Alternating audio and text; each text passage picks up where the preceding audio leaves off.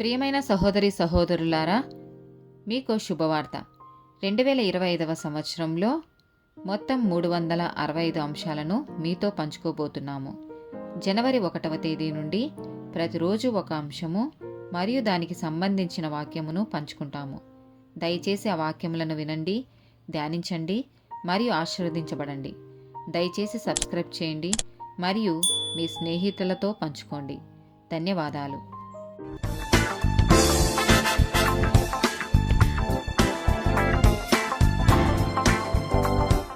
Fifth day topic సాధించిన achievement. నిర్గమకాండము 39వ అధ్యాయము 43వ వచనం.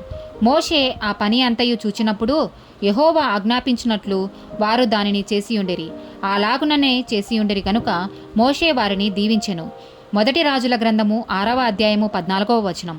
ఈ ప్రకారము సొలొమోను మందిరము కట్టించి ముగించెను. నెహమ్య 6వ అధ్యాయము 15వ వచనం. ఈ ప్రకారముగా ఏలులు మాసము 25వ దినమందు అనగా 72 దినములకు ప్రాకారమును కట్టుట సమాప్తమాయెను. మత్తయి సువార్త 25వ అధ్యాయము 21వ వచనం.